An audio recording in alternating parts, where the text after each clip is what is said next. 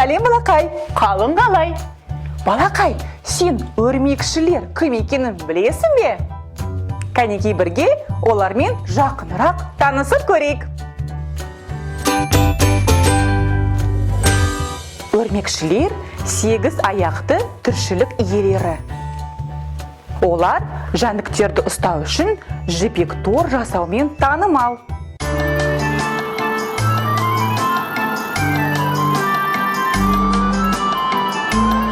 Өрмекші су шүмегіне көтерілді, жаңбыр жауып, өрмекшіні құлатты. Күн енді шығып, суды құрғатты, өрмекші қайтадан шүмегіне көтерілді. Өрмекшілер Антарктидадан басқа әлемнің кез келген жерінде тұрады.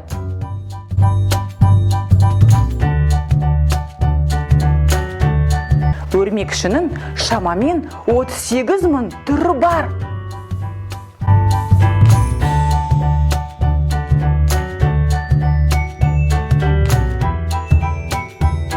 Өрмекші су шүмегіне көтерілді, жаңбыр жауып, өрмекшіні құлатты. Күн енді шығып, суды құрғатты, өрмекші қайтадан шүмегіне көтерілді. Fun fact! Барлық өрмекшілер жібек шығарады. Досым, ал сен өрмекшіні көрдің бе? Қорқып қалдың ба сен? Әлде жоқ па? Сен өрмекшіні қай жерден көрдің? Үйде немесе далада? Мен өрмекшіні үйде де, далада да көрдім. Кейбір өрмекшілер маған қорқынышты болып көрінді. Өрмекші су шүмегіне көтерілді, жаңбыр жауып, өрмекшіні құлатты. Күн енді шығып, суды құрғатты, өрмекші қайтадан шүмегіне көтерілді.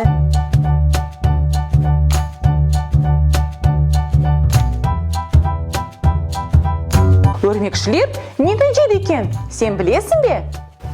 Мен саған көмектесем. Кәнекей бірге біліп көрейік.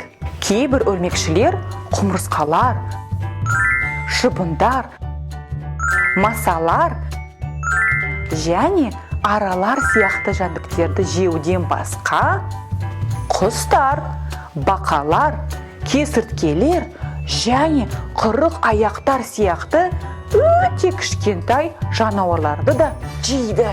Өрмекші су шүмегіне көтерілді, жаңбыр жауып, өрмекшіні құлатты.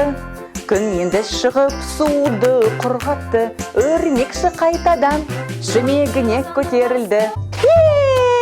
Бұл өте қызықты болды. Өрмекшілер енді маған сонда қорқынышты болып көрінбейді. Ал саған ше?